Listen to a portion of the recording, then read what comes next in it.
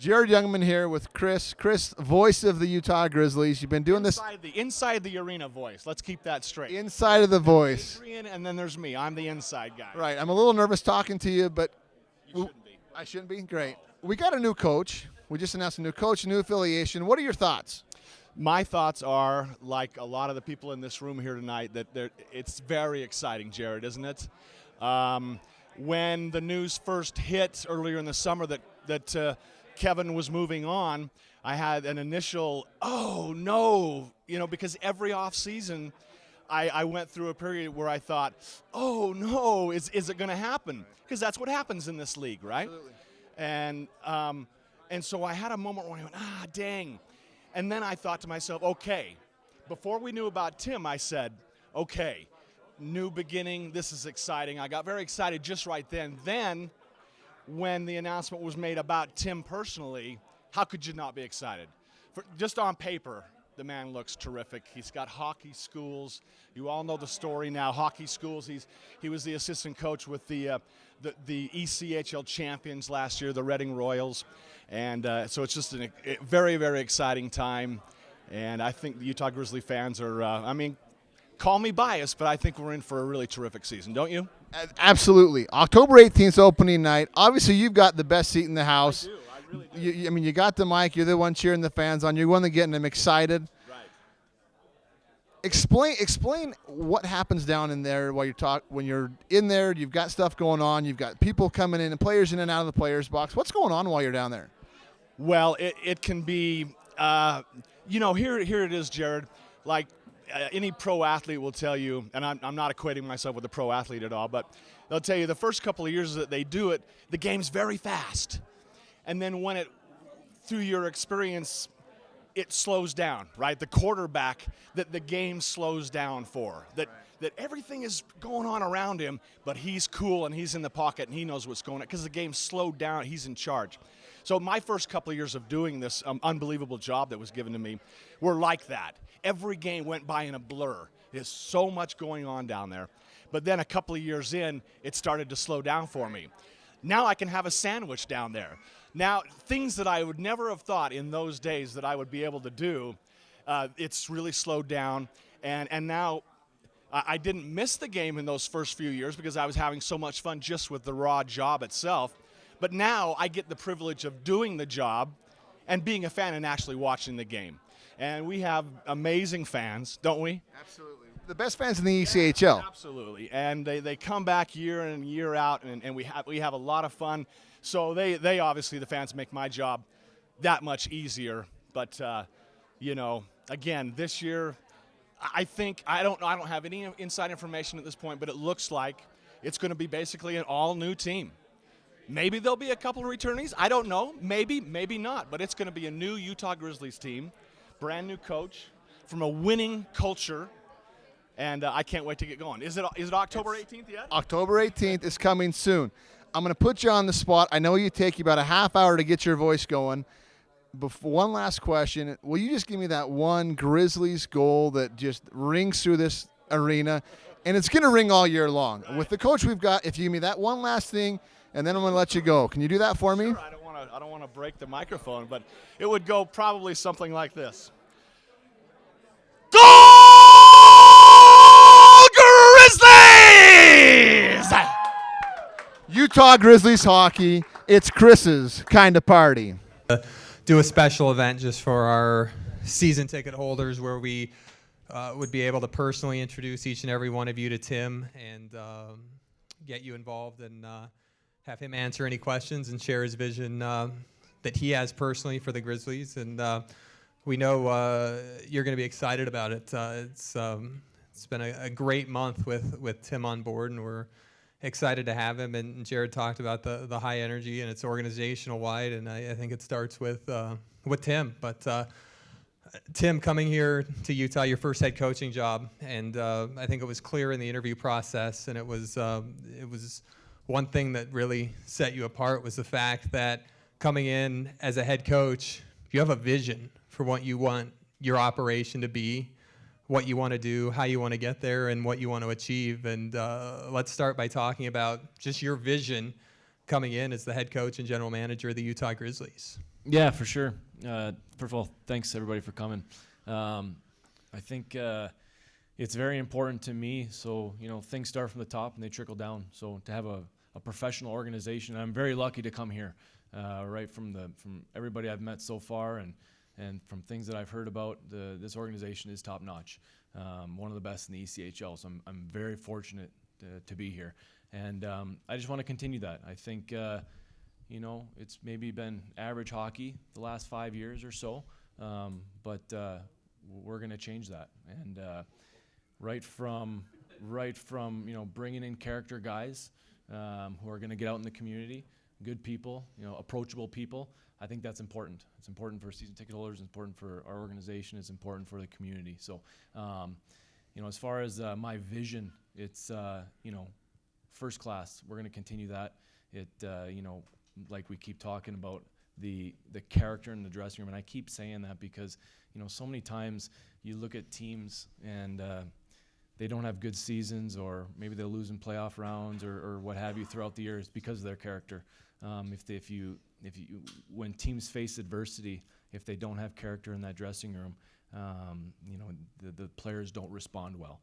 And character, that goes along with leadership and guys who don't take shortcuts and who go the extra mile to help each other out and to make themselves better. That's diet, that's eating properly, that's getting enough sleep, that's being good people, working hard on the ice and off the ice.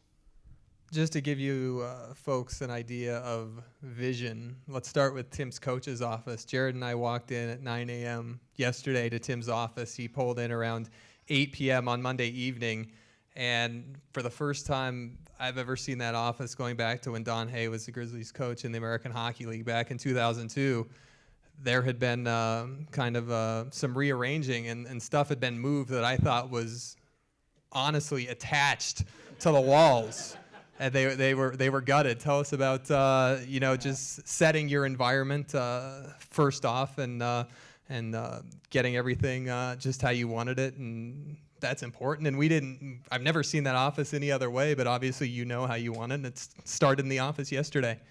Yeah, I'm kind of like that. I'm kind of a neat freak, and I like structure and organization. So I just wanted it's a very nice office, one of the nicest offices in the league. To be honest, I've been in a lot of them. So I just wanted things from a functionality standpoint to be good.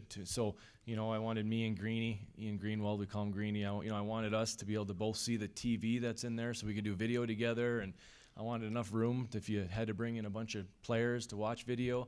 I just wanted to kind of make it my own thing. We took out a bunch of things that we didn't need. There's some paperwork back in there from 2008, 2009 season. So I cleaned out a bunch of stuff, and I just wanted it to make it my own and to make it comfortable. I think if you're in the room and you're going to be spending a lot of time in there, which I will be, you want to be comfortable and you kind of want it to have it your own. So that was something that was important to me. And we're not quite done yet. The cleaning crew went in today, and so they did a wonderful job. And I got to thank the building, the workers that work here. They helped us out a lot that first day, getting that big desk out. I think that thing was 12 feet long or 15 feet long, and it was one piece. So trying to maneuver that through the doorway was neat. But it's not quite done. But but it starts from there. I needed to feel comfortable, and then the same thing goes with building a roster. You got to bring in the guys and the players. They're gonna respond to you and your coaching style, and we'll just keep taking it day by day. You've been at work for a month off-site, back running your hockey school in Wisconsin, so probably 10 hours a day doing that and 10 to 12 hours a day focusing on being the head coach of the Grizzlies. Tell us about the month off-site. Obviously, I was watching one of the local news channels before we came in here, and they were joking on the set about how it took you a month to get here, but you hauled in an affiliation in the process. Yeah, right away that was extremely important to me. Obviously, I had talks with Calgary and talks with a few other teams, and I didn't want to get an affiliation just to have an affiliation. I wanted one that would be mutually beneficial for both teams, and I had a relationship with Anaheim previously, and I don't know if a lot of you guys have seen watch NHL.com, but there was an article on NHL.com just a few days ago about how deep Anaheim is in talent, and obviously winning the cup in '07, and they're always one of the top teams. So I thought it was a no-brainer, and we're excited to have them. But for that month that I had, when I was first hired, and I do run a hockey school back in Wisconsin, and so I hired a couple extra people to help out so that I could take time off in the afternoon to make the phone calls, to get the affiliation, and to start recruiting players. So it was interesting. It was unique. I had to bring in some new guys that weren't used to working with me in my system at hockey school, but had to have some meetings with them. But all in all, it went very well. I was happy with it. Well, speaking of workload, you told us that during the second half of the season in Reading last year, as you guys are on your way to the 2013 Kelly Cup Championship, you actually, in addition to being the assistant coach and assistant general manager for Reading, you also took over the youth program at a local hockey rink that was in a pinch, and they called you up right in the middle of the grind, right in the middle of everything. Yeah, and I was a full-time student as well. That's right, from Penn State University. You know what? Class of 2013. Yeah, it was a busy year. I've been going to school for a couple of years at Penn State. I do everything online. I won't be doing it anymore because I don't have time. But I was able to finish my associate degree, which I was extremely happy about. But so I probably worked 80 hours a week at least with the Royals. That's on ice. That's paperwork. That's recruiting, things of that nature. And then unfortunately, the director of hockey had to step aside for the local youth program in Reading, and they asked if I would take over, and I did. But I made it clear, the Royals was my number one. Any extra additional time that I had to devote to them, I would. And it was eye-opening. It was neat. It was a good experience because I'm very involved with the youth, and I want to be here for the youth hockey. It's very important to me. They're our future, and I think everyone would agree with that, whether it's sports or whether it's just our life, right? So doing that was neat. It was a lot of time, but in the end, you saw a lot of smiling faces, and it was a good experience. Let's talk about the affiliation. You wanted a good affiliation. You wanted one that would benefit the team and help develop prospects while winning hockey games, which Bob Ferguson from Anaheim pointed out at our press conference this afternoon. Is we want to develop our players by winning hockey games. And you had kind of a similar affiliation in Reading with the Washington Capitals, where we've seen Hershey win championships. We've seen Washington become a playoff contender, and we saw how deep South Carolina was with Washington talent. And then this year with the Reading Royals, it seems kind of similar, affiliating with Anaheim, the success that they've had. Bakersfield, when they were affiliated with the Ducks in 2009, 2010, had 5 players from that team that won the Pacific Division go to the National Hockey League. And then we saw Syracuse have a great year 2 years ago, and Norfolk this year as well. So it seems kind of similar, and I think that's probably what you were looking for in affiliation is something like the success that Reading, Hershey, and Washington have had together there. Yeah, exactly. I mean, you think of the Anaheim Ducks, I think of success. I think of a team that, in the last maybe 8 years or so have been just top notch, very respectable amongst their peers in the National Hockey League.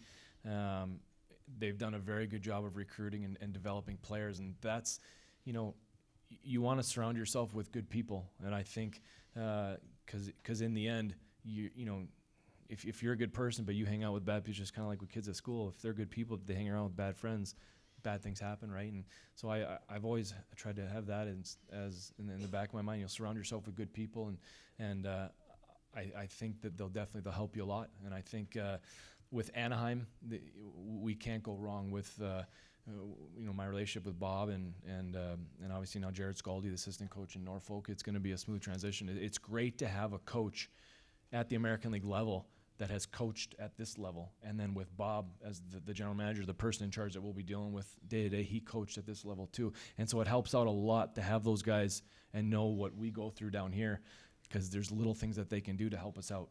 And having Scaldi up there, who was the coach of the year last year. He's a former Grizzly. Several hundred games here. Yeah. And the coach of the year last year for Cincinnati, having him up there as well as Bob in charge, they'll know what we're going through down here. And if we need help, it's they're a phone call away, and I'm sure they wouldn't be. We've already got the flights figured out, and it's very smooth going back and forth. So I'm excited for it. Yeah, and that's it. I think maybe the biggest thing in affiliation is the communication, and you have that communication avenue to Bob, who you played for with the Augusta Lynx in 07, 08. Yep. So you've been with this guy on a daily basis before, and he knows what kind of player you were and saw you as an assistant coach in Reading and was comfortable with the way that you've operated. But on the other hand, you know how Bob operates from probably most being with him every day 6 years ago. Yeah, exactly. So that's why I'm very comfortable with this affiliate. I know what they can offer us. I know what we can offer them, and it's just logical. It makes sense. As a head coach in the ECHL, I think it's become a lot like what a head coach in college football is that the good head coaches in college football have become kind of the younger personality, kind of a youth movement, and they've also kind of transitioned into more of a CEO mode along with being the head coach. And I think we've seen the same in the ECHL with the younger generation coming up. When you're a head coach in the ECHL, you've also got to be the CEO of the hockey side, overseeing everything. It goes beyond recruiting, and it goes beyond X's and O's. Yeah, exactly. I mean, you wear many different hats at this level as a head coach. And the biggest thing is to have success at this level is managing your players. You know, you can say all you want, you manage the team, but really you're managing 23, 24 individuals and their personalities. It's very important to get to know the players. You know, you can bring them. I like to get to know them on their turf. So you're kind of getting into the psychological part of the game here, but you know, I like to talk to them on the ice because sometimes if I were to pull someone into my office, it can be kind of intimidating, and they may not be willing to open up to you a little bit. But if you go and talk to them on the ice, on their ground, or maybe go have lunch or something, they're maybe more willing to open up to you. And it's good to get to know your player. You need to get to know your players. You need to find out what makes each person tick, what's going to motivate them, what's going to get them going. It's good to know maybe they're having a problem in their personal life or what have you. If you show them that you care about them, they're going to want to go through a wall for you. So, that's my approach, and it's a little bit different from each player, but that's what it takes to win. From a recruiting standpoint, you want to go out and get the best people. You want good people in your locker room first, and you've said that when you have good people that work hard, that's what wins in the playoffs. So during the recruiting process right now, how do you go through the vetting of these players to find the good people? That's a good question. It's tough. And you don't get everybody that you want. There's many other teams bidding for these same players, as well as, they might be trying to go to Europe or they might be trying to go to the American League. So it's an ongoing process, and you do the best you can. But, most of these players all have agents, and you deal a lot with the agent from time to time, but it always goes back to you want to speak to the player. You want to get to know them. You want to get their thoughts. Ask them how their season went last year.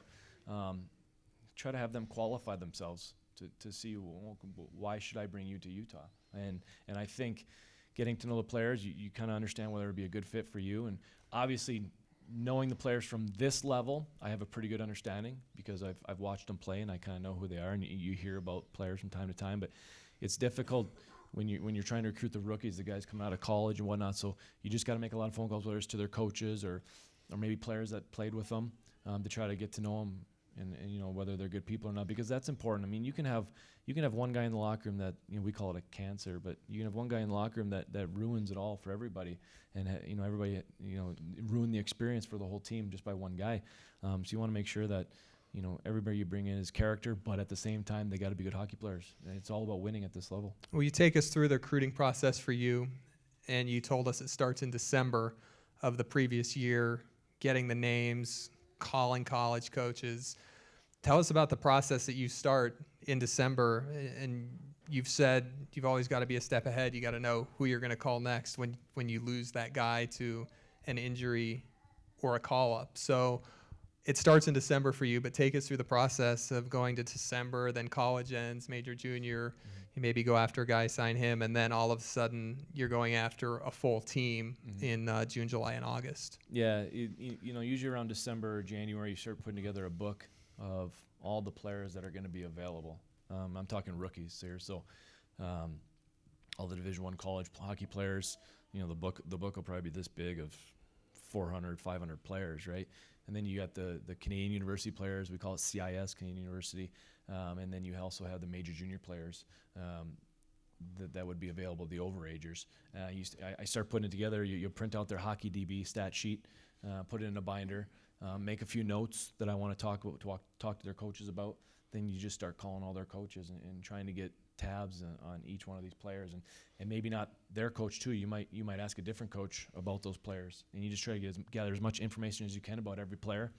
And then I formulate a list of players I would want to go after, and then you just start calling them. And I think it's important because there comes a time at the end of the year when you're always looking for players, and when their college season is over, you can start bringing those players in at the end of the year. So it's good to get tabs on them early, to identify the top end guys, and then it makes your job a lot easier come summertime when you get into the recruiting mode, because right now, if you call a lot of coaches, they're all on vacation, and sometimes it's tough to get a call back from them at this point in time of the year. So it's nice to get it done December, January.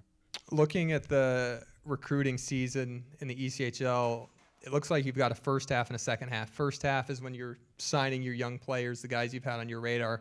Second half seems to be late August, September, sometimes early October, of signing those guys who maybe deserved AHL contracts, were expecting AHL contracts and didn't quite get them, and then finalizing your roster that way and leaving the space open because you're going to get those types of guys. Yeah, exactly.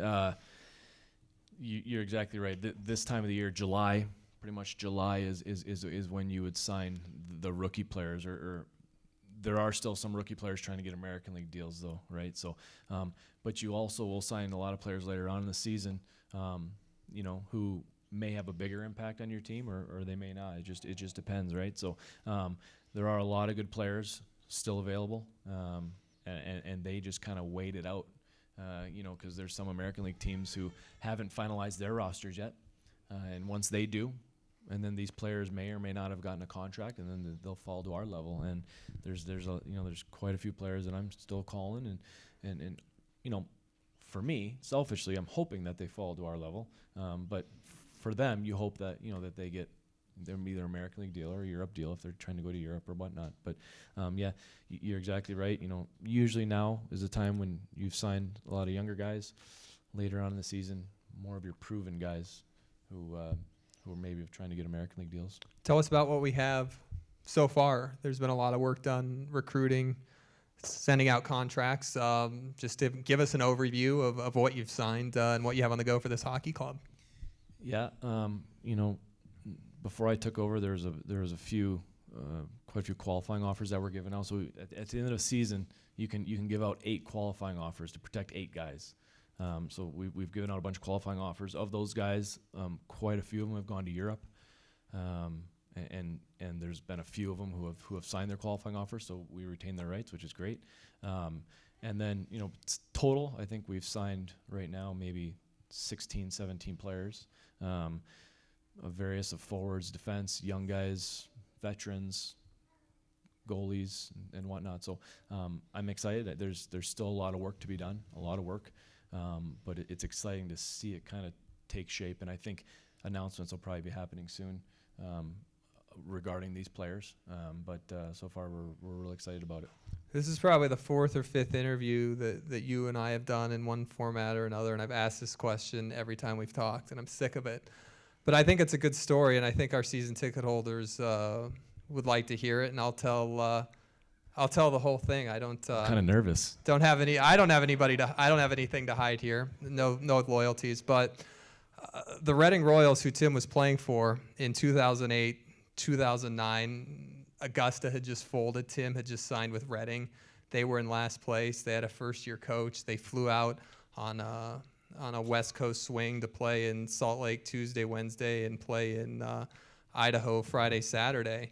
And the team flew out, and then their general manager flew out on a red-eye a couple nights later and fired their last-place coach in the lounge at the Ramada at the Salt Lake Airport, and made Larry Corville the head coach. And Tim played for him, became the assistant the next year, and Reading was in last place, and it was a team that was basically 500 the rest of the year in 08-09, and then became a 4-year contender from 2009 to 2013. So for the 5th time, Tim, tell us what happened at the lounge in the Ramada here in Salt Lake when the change was made, the regime change was made, and Larry took over. You became his right-hand man ultimately, and it turned into a Kelly Cup championship for the Reading Royals.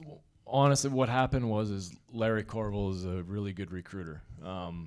That is the thing that I learned most from Larry. He's an unbelievable recruiter, a very good person. He knows his stuff, and I couldn't have had a better teacher at this level than him. So I'm very fortunate. The other fortunate thing that I have being with him is he allowed me to do a lot, and that's the only way to learn, right? And from that first year, we had some ups and downs. We can talk about the negatives too. We snuck into playoffs that first year, and made it all the way to the conference finals. We were up 3 games. I don't like telling this story because it makes me mad every time I think of it, but we just redeemed ourselves. So we were up 3-0 in the conference finals against Cincinnati. They came back and beat us 4 straight games. They went on to win the Kelly Cup. And every time I go in that building, I see that banner, and it should have been ours. And it was like, man, And the next year, we made the playoffs again. And the next year, we made the playoffs again, out first round. And then this year, we knew we had a special team this year. Guys, the locker room's full of character, full of guys that knew what it took to win. And for us, it was just all about molding them, keeping them healthy, keeping them positive, and it was a good season. And I learned a lot through those 4 playoff runs. I learned a lot about building teams, managing teams, what it takes to be successful, and I think, being in Reading for those 4 years, and this is the last time we talk about Reading. Not going to ask this question. I don't want to talk about Reading anymore. It's all about Utah now. And so, but I want to take what I learned from there, bring it here, and build the same type of thing that we had there. And it was special for sure. And I'm excited to get going and make our own stamp and of Grizzly hockey, and with some of the same characteristics, but I'm excited to get it going. Tell us about the team you're going to ice. You told us during the press conference today just the style of hockey that you want to play and what you're going to ask for from your players. Yeah, I'm recruiting guys that, number one, you got to be tough to play against. You got to be competitive. You got to want to win. You got to want to be there. That's the first and foremost. The second thing is I like guys who can skate. I'm a firm believer in defense wins championships, but I'm also a firm believer in the best defense is a good offense. So I want to have both. I mean, if you look at the amount of puck possession that we had last year versus the teams, we probably had the puck 70% of the time versus their 30. That's why we were so good. It's all the system I'm going to play. It's all about puck possession, and then if you have to get rid of the puck, we're going to have a system in place to go get it. Put it in areas where we know our guys are going to be, and it's very simple. But sometimes we started out this year 1-4 in Reading. We were 1 win, 4 losses, and we were outplaying teams, so we knew it was just all about scoring goals. Once we had our confidence up, and then we never looked back. I think we won 30 of the next 33 or something, some stupid stat like that. But fast pace, up tempo, exciting hockey, team toughness. I mean, right now we do have a tough guy signed, but we want team toughness. We want guys who are going to stick up for each other, not just one guy fighting every night. Or it doesn't have to be a fight; it can just be big hits, or everybody sticking up for each other. Team toughness, and but I'm all about speed and puck possession. Final 2 questions here. Just going back to one thing that you addressed in the press conference, and Kevin Bruder, our CEO, brought it up as well. He said during the process when you were here over 4th of July weekend, he asked you, all right, what's next? And you said, I want to be the head coach of the Utah Grizzlies. Why? It's phenomenal out here. It's selfishly, I'll give you the whole answer. Selfishly, it was probably 2 years ago, or when I came out here 08 or 09, I was like, wow, this is a great place. I had a friend that played on the team, Will Bodine. He played out here. You guys probably remember him, tough guy, fan favorite. He's going to be getting married later this month, so I wish him all the best. And I'm out here now, otherwise I'd be at the wedding. But anyway, I've talked to him a bunch. And this, to be honest, talking with different people around the league, And then knowing the facilities and talking with Brian McKenna in the league and Jeff Zavatsky, the guys who are in charge of the league, nothing but good things to say about this organization. And like I said earlier, surround yourself with good people. That's the organization that I want to work for, and that I want to be a part of. And then you go into the fact that, my wife and I are starting a family, and what a great place to start. We're Midwest, from the Midwest. She's from Canada, but I'm from the Midwest, and a lot of the same values that the people here have, they're from the Midwest, right? So selfishly, for those reasons, that's why I wanted to come here. And from the hockey standpoint, everything is here that you need to be successful. And if we're not successful, that falls on me. I can't blame anybody else but myself, because every tool that I need to be successful is here. And that's all you can ask for as a coach. We've been here 48 hours, and I mentioned something that I saw on the news before I walked in on another station. They were talking about Tim as well, just after sports or before it at the desk, and they said, "Oh, he has an affiliate. He's still looking for a house and still looking to get settled here." As we said, you've been here 48 hours. We posted the picture of you pulling in on Facebook, but still need to find that place to live. Yeah, I still need to find a place. My wife's been browsing the internet looking, and we have a few appointments tomorrow. So if you know anyone looking to rent out a home or a townhome, let me know. I'd love to talk to you about it. But because I don't really know the good areas around here, or places to live or whatnot. But we're excited to be out here, and excited to get in the home and kind of feel home cooked meal and whatnot. Kind of sick and tired of eating out at restaurants all the time, and we've been in a hotel for a long time, for the past month, right? So I'm looking forward to getting settled and to be a resident. All right, folks. What questions do you have? Let's hear from you. Don't be shy. Yes. What about penalty minutes? How do you feel towards that? Great question. Penalty minutes are part of the game. There's various different kinds of penalty minutes. So, guys could have 200 penalty minutes, and they're all 10-minute misconducts for yapping at the referee.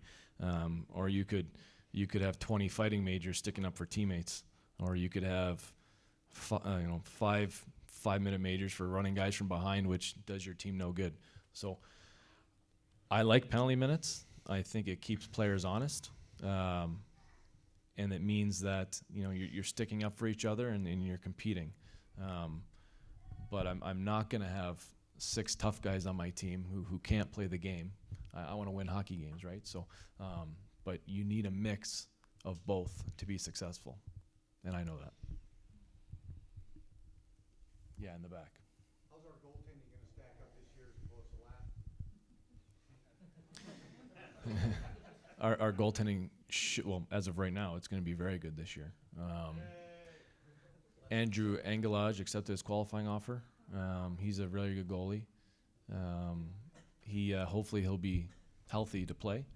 I've talked to him a couple times over the summer here in the last couple weeks. The plan is to get a goalie from our affiliate, barring any injuries. And if you look at who they have right now on their roster, we could not go wrong with any of their goalies. So our goalie situation is good, and that's the key to winning championships is you need good goalie first and foremost. So it starts from the back and you work your way out. So I am not worried about our goaltending in the least. Come on, fans. I get a lot of questions every game from you. Go ahead. It's a two-part question. Yep. What kind of coach are you on the bench? And when you recruit, what kind of players do you like to see? What do you look for? Yeah, 100%. I know I'm kind of calm and relaxed now. That's what we're hoping to hear. No, but I get. It depends. What I'm like on the bench and at practice and whatnot, it really depends on how the game's going. Sometimes I get animated, really animated, depending on what the players need. Sometimes they all need a wake-up call and need to get going. Sometimes they need you to show them that you're caring or you're sticking up for them, whether it's yelling at a referee or whether it's yelling at the other coach or something, right? You know what I mean? But, but then there's times where, you need to be calm. Like if they're getting excited, you need to show your composure so that they calm down, right? So I try to read the situation, and I like to think I'm a little bit of everything. just depending on what the team needs. As far as what kind of players I like, I think we talked about that a little bit, but I like guys that compete hard. That Do you look for more grit? Do you look for more skill? yeah, I want both. It's if like you look at Boston Bruins, you know, you look at the top players in Anaheim, Corey Perry. You know, yeah, he gets a lot of points, but man, he gets 100 penalty minutes a year. He's gritty. He's got a good stick. He competes. You know, those are the players that you look for. And again, you know, those are the players that win you championships, right? I mean, to win a lot of games in the regular season, you might need high-end skill guys.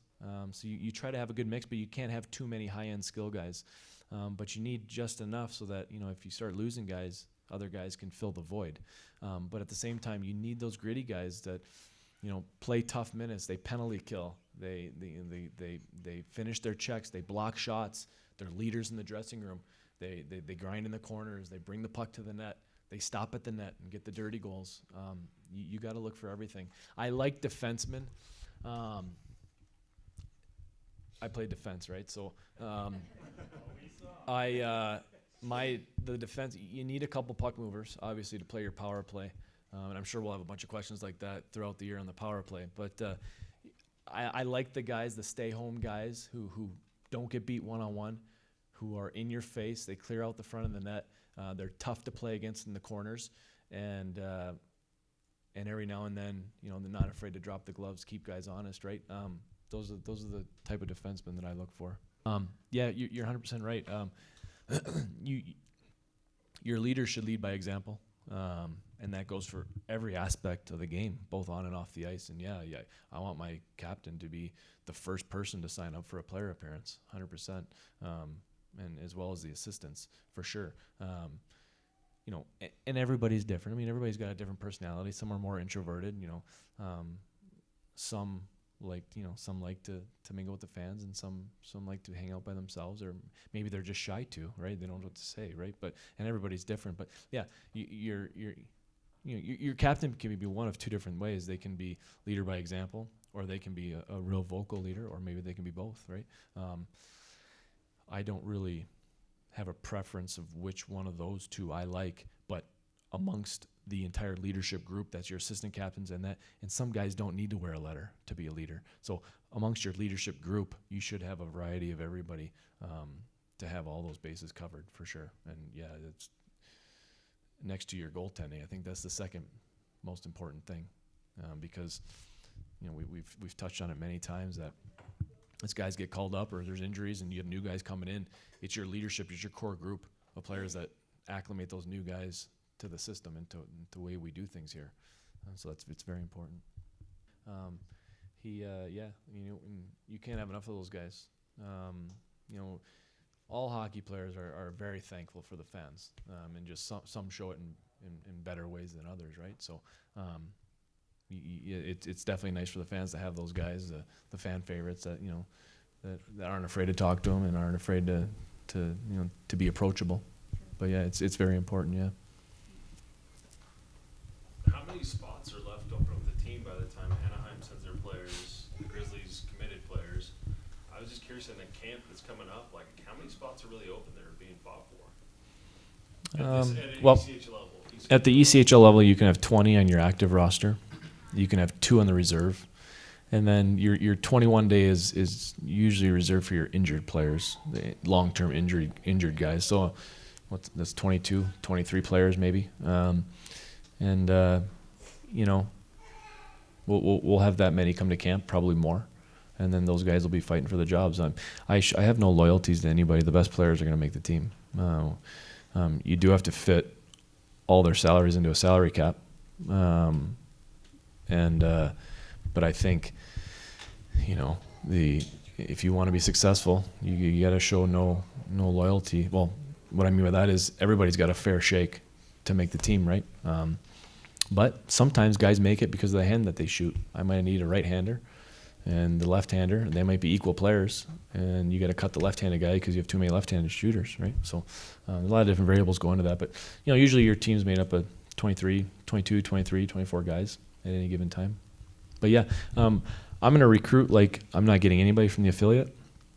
And then, you know, they're going to have to compete for jobs. And then if guys get sent down from the American League, it's the nature of the beast, right? And then, but because you can't be left shorthanded, you can't rely on getting 6 players from your affiliate, because if they don't send those players, well, now you have 1 goalie, and you didn't get one from the affiliate. Now you're left trying to find a goalie, right? So you gotta act like you're not getting anybody, and then when you do, you got to make decisions, and they're tough decisions. I feel bad. But it's the nature of the beast. They get paid to play, and they have to perform if they don't want to get cut, right? I have Ian Greenwald, who helps out. He's been doing a great job for me. Takes care of a lot of the behind-the-scenes things. I'm tweaking with the idea of bringing in an assistant coach. I have a couple guys out here who I know and I'm familiar with, and I just need to sit down with them. But again, it may or may not happen. I'd have to see. It's kind of like the affiliate. I don't want to bring one in just to have one. I want to bring someone in that's going to benefit our team. So if the right situation occurs and it comes up, I will make the move. If not, then it'll just be me and Ian. Direction that you're going to handle the officials with making bad calls. Will you throw sticks on the ice? No, I can't. I can't promise anything, but I probably won't do that. 'Cause, especially if I don't have an assistant coach, because then Kevin will come down from the press box and run the team, right? So maybe Adrian, it'll just go, the mic will go off and Adrian will be running the team. But, Eye in the sky. But no, you know what? You can't always be all over the referee too. They're human, right? So sometimes you gotta pick your battles with them as well. A lot of times that I've learned, if you show them respect, a lot of times you might get the benefit of the doubt on calls. So, but at the same time, it depends on the situation in the game. If you think your team needs a boost and you think it's going to help the team to yell at the referee or whatever, and but as far as the cameras go, it'd be nice to have the NHL quality things and right over the nets and things like that. But some things you can't control at this level.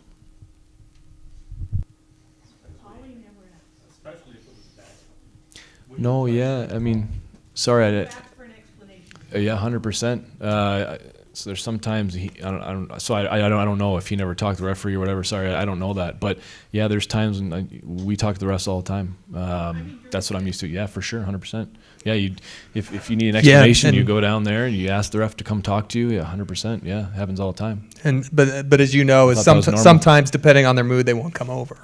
Which is, but that goes back to, I mean, if you've just yelled at them and a bunch of swear words up and down the ice, they're probably not going to come over and talk to you, unless it's to give you a technical. But I mean, if you're respectful to them, they're going to come over and talk to you, and I mean, you can let them know, I don't agree with your call, or keep an eye on the hooking penalties, or this guy's diving or whatnot. Yeah, I mean, you try to formulate a relationship with the referees so that it can benefit you at some point in time. Yeah, but I'll talk to the referees all the time, 100%. All right. Thank you.